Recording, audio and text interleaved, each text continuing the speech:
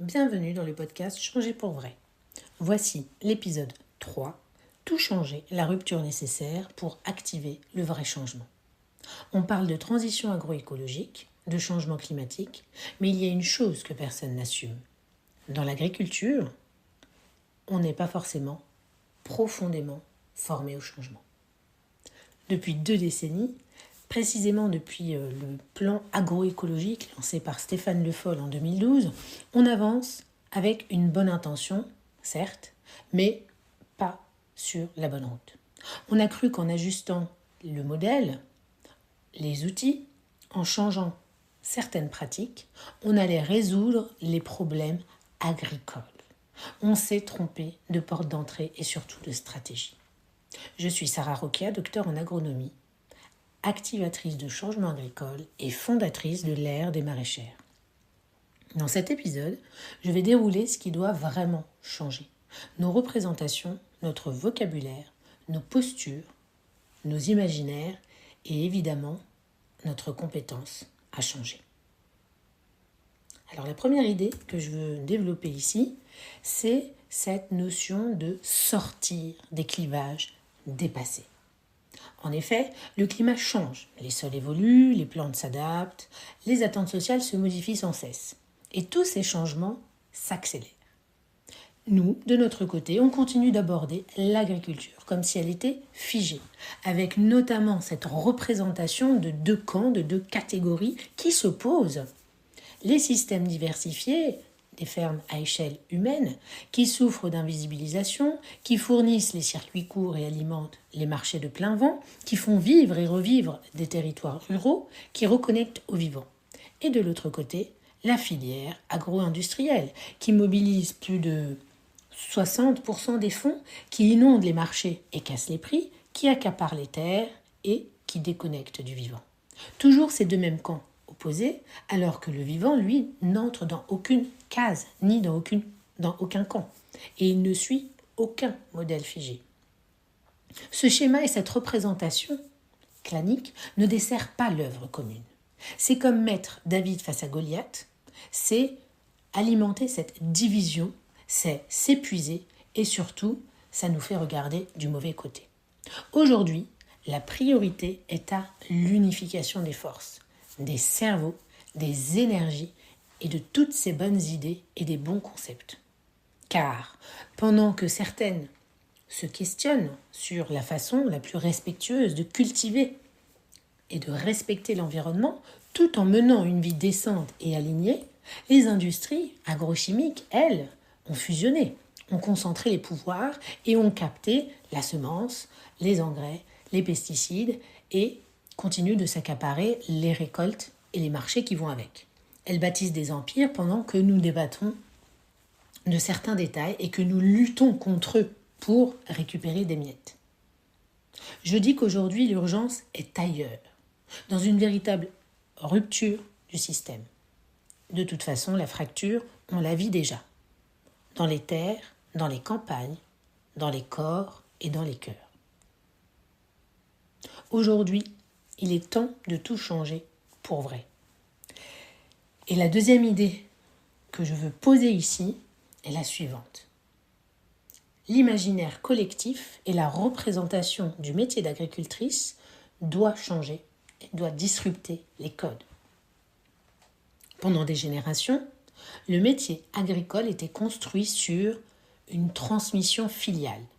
La terre, les bâtiments, l'activité passaient de parents à enfants.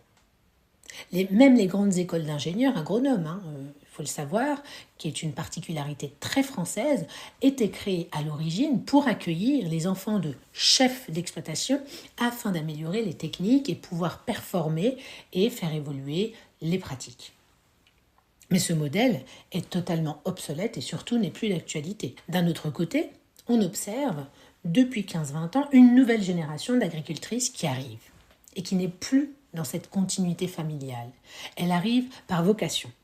Des humaines qui choisissent la voie agricole, qui le décident pleinement et qui font un choix de vie pleinement conscient.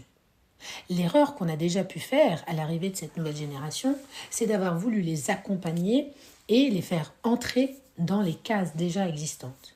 C'est là que tout le monde s'est épuisé, moi avec, les porteuses de projets, motivées, animées, les personnes qui tentaient de les accompagner. Mais tout ça, c'est parce que le système était inadapté. Car cette génération a créé justement des systèmes agricoles, des systèmes vivants qui ne rentraient pas dans les cases existantes, ni dans celles de la PAC, ni dans celles des institutions. Aujourd'hui, la rupture doit être nette avec cette génération. On bouleverse tout. On sort aussi de ce mythe du métier sacrificiel, du métier de travailler plus que ce que l'on gagne, du métier où on s'oublie, où on n'a plus de temps pour partager avec sa famille, où on n'a plus l'énergie, où on a des problèmes de santé. Aujourd'hui, on en est à la construction de ces métiers choisis, épanouissants, techniquement exigeants, intelligents et surtout profondément humains. Des métiers et des vies qui nourrissent leur communauté à échelle humaine et qui tissent des liens qui s'étaient progressivement étiolés entre le vivant et notre humanité profonde. Aujourd'hui, nous sommes à l'heure des métiers qui sont construits pour nourrir aussi des agricultrices en quête d'enrichissement, de création et qui aiment ces moments de partage entre pairs, ces rencontres entre agricultrices qui créent une dynamique vivante, un peu l'équivalent de séminaires d'entreprise agricole. On est aujourd'hui en train de disrupter un système qui ne fait plus sens. La troisième idée qui m'importe, c'est d'amener ce changement de vocabulaire. Je rappelle ici que notre langage crée notre réalité. Et un mot que je n'ai jamais accepté au cours de ma scolarité, c'est ce terme de chef d'exploitation, ce terme d'exploitation agricole. Chef d'entreprise agricole, oui, mais chef d'exploitation, non. Parce que ce mot d'exploitation porte en lui l'extractivisme. Et d'ailleurs, aujourd'hui, on voit bien le résultat. On hérite de sols qu'on a vidés de leur substance et il est temps de sortir de cette époque où la terre a été considérée et traitée comme un support pour les cultures, d'un support pour faire du rendement et non pas un écosystème vivant. Et ce changement de vocabulaire permet de remettre en lumière un mot fondamental qui est toujours utilisé, mais selon moi de façon trop marginale, c'est le terme de paysanne. Dans paysanne, il y a pays. Les paysannes dessinent les paysages par les cultures, par les différents niveaux, par les haies, par les animaux qui occupent l'espace, par les flux d'eau et les cours d'eau qui façonnent le vivant. Les dernières décennies l'ont montré. Le remembrement, la destruction des haies, l'uniformisation des systèmes a fait qu'on a vu émerger des open fields immenses où on a de la monoculture à perte de vue, ce qui a dézingué complètement des écosystèmes et qui fait que nous avons un rapport au vivant et au paysage qui a été transformé pour le meilleur et pour le pire, mais surtout pour le pire. Et bien que nous soyons une des seules espèces vivantes à avoir détruit son environnement aussi rapidement, il y a quand même des êtres en conscience qui, et notamment cette nouvelle génération d'agricultrices, qui du coup revient à la terre avec cette énergie et cette envie de planter des haies, avec cette génération qui crée des jardins comestibles, qui restaure cette biodiversité qui a été détériorée. Cette nouvelle génération se réapproprie les paysages. Alors, arrêtons d'appeler les paysannes et les agricultrices exploitantes et déjà, cela contribuera à disrupter nos systèmes de pensée et donc notre réalité. Car, rappelons-nous cela, changer de vocabulaire, c'est changer de monde. Une autre idée que j'aimerais développer ici, c'est que changer l'agriculture, c'est changer l'agriculture, en changeant de posture. Comme sans doute beaucoup d'idéalistes engagés, plus jeune, j'ai cru qu'on pouvait changer le système de l'intérieur. C'était une phrase très pratiquée à l'époque. C'était un peu cette envie, cette notion d'apporter sa pierre à l'édifice. Mais cela dans des structures lourdes, déconnectées du terrain. J'avais cette idée profonde d'amener de la fraîcheur et un nouveau regard dans des lieux de prise de décision. J'ai très vite compris les limites et surtout l'inertie d'un système devenu obscurantisme. C'est d'ailleurs une des raisons qui m'a engagée vers la voie du travail de la terre. Je me suis décidée à vivre le changement que je voulais voir se produire dans le monde, inspirée finalement par par cette fameuse phrase de Gandhi. C'est pour cette raison que j'ai créé une micro-ferme moi-même, maraîchère, biologique, ultra manuelle, avec cette quête d'autonomie, avec le moins de dépendance possible du système capitalistique.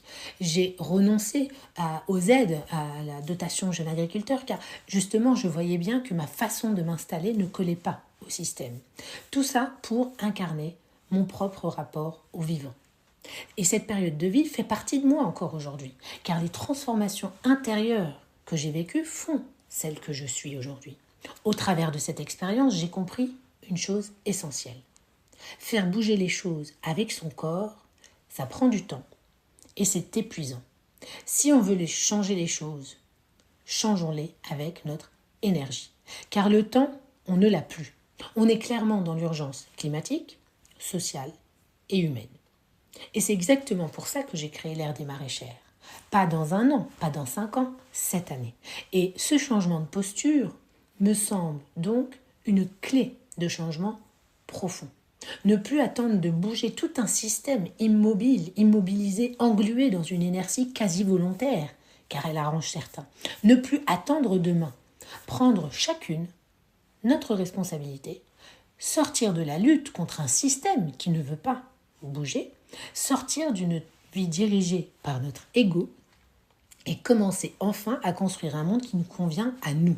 Commencer par se créer une vie qui nous ressemble à nous, avec nos propres règles qui respectent notre écologie personnelle d'humaine. En changeant de posture, nous pourrons traverser les tempêtes et toutes les incertitudes qui viennent avec, ancrées, solides. N'oublions pas que le vivant a ses propres règles et qu'il ne se préoccupe pas, lui, des réglementations et des règles érigées par les esprits humains. Alors, retrouvons notre humilité. Cette idée m'amène à mon principe phare du changement comme compétence à part entière. Dans un monde où l'incertitude règne, où le climat change, où la société est bouleversée, où notre rapport à l'alimentation et à la consommation est en pleine modification, changer devient une compétence, un état d'être. Le changement ne s'apprend pas sur les bancs de l'école. Le changement se vit, il s'incarne, il s'affine et il se développe. C'est une compétence d'être, une compétence d'observation, d'interprétation des signaux faibles, d'adaptation continue. Et c'est pour cette raison aussi que je parle de changement au féminin et que volontairement j'utilise ce féminin, c'est que cette notion instinctive et d'observation fine des messages non visibles vont être utiles demain et le sont déjà aujourd'hui. Cette compétence d'ailleurs, c'est comme je le dis, les femmes pionnières l'ont compris instinctivement. C'est pour ça qu'on voit émerger partout des micro-fermes ultra diversifiées, souvent collectives, avec plusieurs ateliers. Pourquoi ? Eh bien parce qu'à plusieurs, tout le monde le sait, on rebondit plus vite, on comprend plus vite, on s'adapte plus vite et surtout on s'adapte mieux et on va durer. Le changement, c'est aussi arrêter de se focaliser sur ce qui ne marche pas. C'est observer ce qui fonctionne, le décortiquer et non pas pour le reproduire, pour le scaler, mais pour s'en inspirer localement, intelligemment. Comprendre et faire à partir de ce qui est bon pour nous, en respectant le lieu, l'origine et l'histoire de là où on le crée. C'est ainsi qu'on dessinera les paysages qui reflèteront notre retour à notre humanité profonde. Et surtout, c'est retrouver notre juste place. Nous sommes uniquement, rappelons-le nous, des accompagnantes du vivant, pas des contrôleuses de la vie. Le végétal s'adapte plus vite que nous. Notre rôle, c'est de l'accompagner pour nous nourrir. Point. Si demain, il n'y a plus d'électricité, plus de camions, plus de logistique, on reviendra indéniablement à l'essentiel. Se nourrir, s'abriter, survivre. D'ailleurs, dans son roman Visionnaire, Barjavel l'avait déjà écrit dans les années 50. Dans Ravage, il l'avait décrit, et c'est assez affolant. Quand tout s'arrête, ce qui reste, c'est bien le besoin de savoir trouver sa nourriture et de vivre ensemble. J'espère que nous n'attendrons pas cela pour se rendre compte de la valeur des paysannes et de toutes ces fermes innovantes, de ces fermes collectives, vivantes, qui regorgent de savoir-faire précieux, mais aussi de savoir-vivre. Alors, changer l'agriculture, ce n'est pas mieux contrôler, mieux mesurer, mieux anticiper. Les modèles climatiques, on l'a vu, les algorithmes sont dépassés. Il nous est de plus en plus difficile de prévoir la météo à plus d'une semaine. Mesurer nous donne certes des indications, mais ne nous fournit pas les solutions. La seule vraie compétence d'avenir, c'est s'adapter, s'ajuster, nous, à notre environnement et comprendre le changement dans la nature, mais aussi en nous. Et la vraie question aujourd'hui n'est pas comment changer l'agriculture, ce n'est pas le comment. La vraie question, c'est de constater ce qui a survécu ces 15 dernières années et aussi ce pourquoi on veut changer l'agriculture.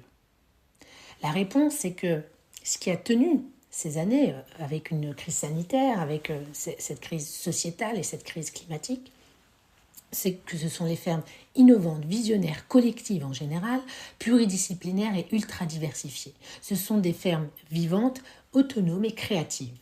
C'est leur organisation flexible qui mute, qui respire et qui se réajuste, qui laisse entrer et sortir les personnes au fil des saisons et de la vie. En bref, des systèmes vivants et non pas figés. Alors, on remplace le système et le modèle mécanique exploitant par une pluralité de systèmes innovants, créatifs et uniques. On ne changera pas une agriculture avec des idées dépassées et un système obsolète. On la changera en reprogrammant nos imaginaires et en construisant cette agriculture humaine, nourricienne, souveraine, adaptée au climat et à la société et surtout aux vivants. Alors ici, on arrête de se raconter des salades, on change pour vrai. Bienvenue dans l'ère des maraîchères. Merci d'avoir écouté cet épisode. Qu'il vous ait éclairé, interpellé, activé, partagez-le au plus grand nombre car aujourd'hui, on change pour vrai.